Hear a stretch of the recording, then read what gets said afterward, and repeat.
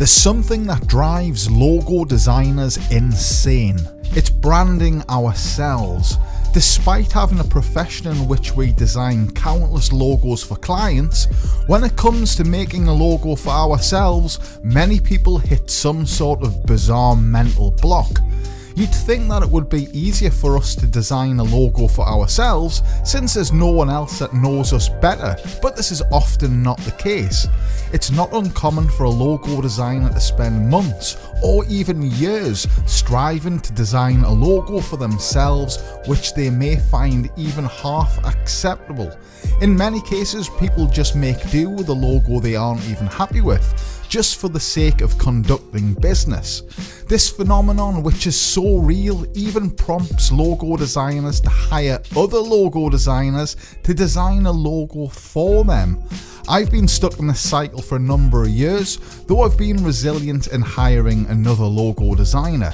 It's important for me as a logo designer, who's ironically teaching the subject, to branch off from my established corporate image, and so I need a fresh, vibrant logo to represent me. The logo needs to appear personal, inviting and friendly.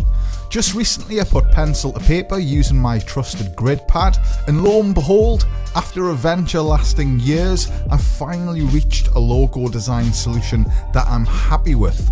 And so I'm going to reveal it together with a summary of the process. Being inspired by a range of simplistic logos consisting of geometrical shapes, and being a fan of cubism, I began to experiment.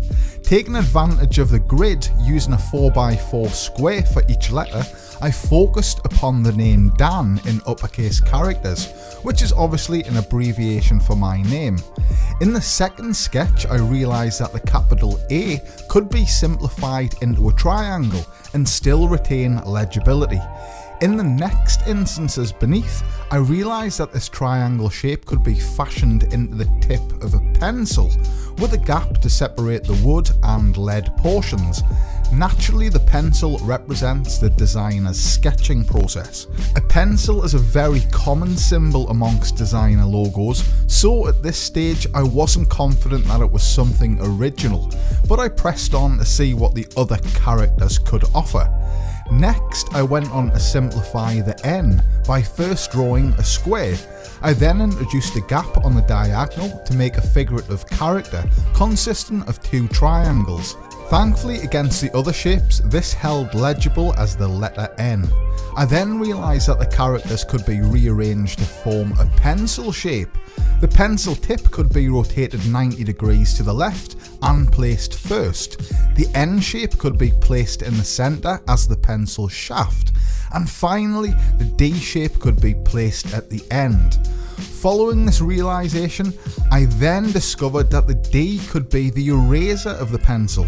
With that in mind, I then divided the D shape so that the rectangle portion represented the ferrule, the metal band between the shaft and the eraser. With that, the concept was born. The last sketches on the page show the word Dan, which can be transformed magically into a pencil. I created a logo design puzzle. I can use the two interchangeably as static images on various medium, and there's an abundance of potential for an animation sequence boosting the transformation. So as always, although I'm working with primitive shapes, I developed a refinement sketch on dot paper. This is an A4 pad, so it gave me more space to work within, and the dots rather than the lines allowed me to see the sketch more clearly whilst having a subtle guide for measure. I translated the 4x4 squares onto this pad with a 10x10 square per character. I established the rule that the rectangle of the D and the tip of the triangle would each share the same 3 square measure. Gaps throughout would be 2 squares thickness. This included the vertical gap in the D, the gap between the point and triangle base, and the diagonal of the N.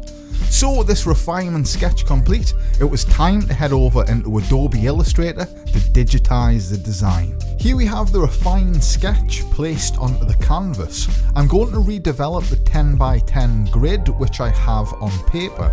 I'm going to first test out how the design looks when it's bound to strict mathematical rule, and then I'm going to do whatever I choose until it looks good to the eye, since that's the most important thing. I've got 3 layers set up, one for the sketch, one for the grid, and one for the logo graphic, with sketch and grid layers locked.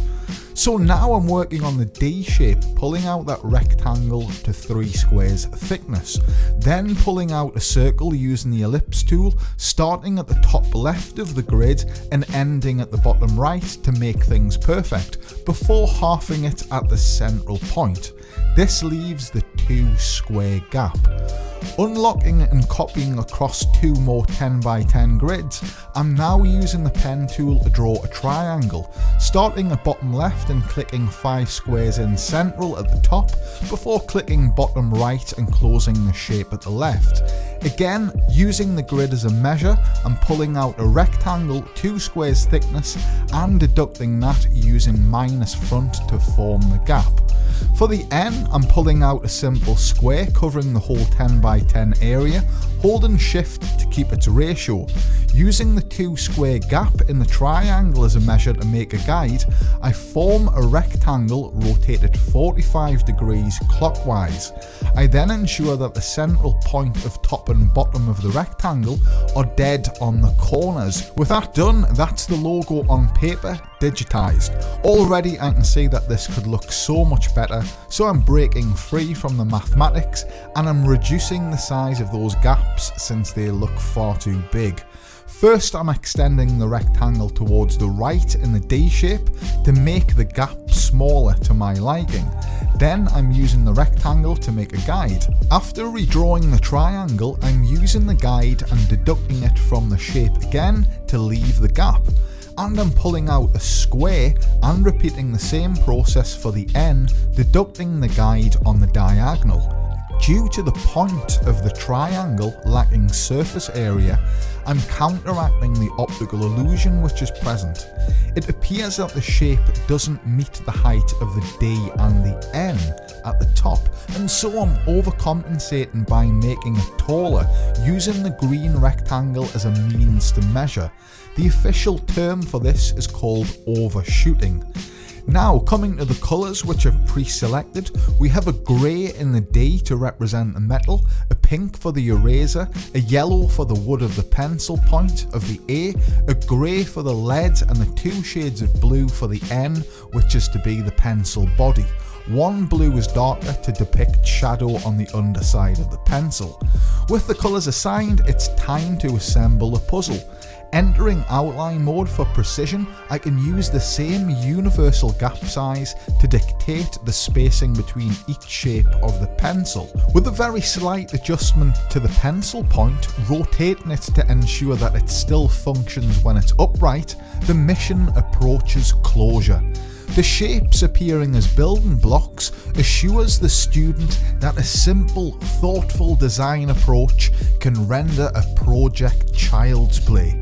And with that, my personal logo design is complete. Finally.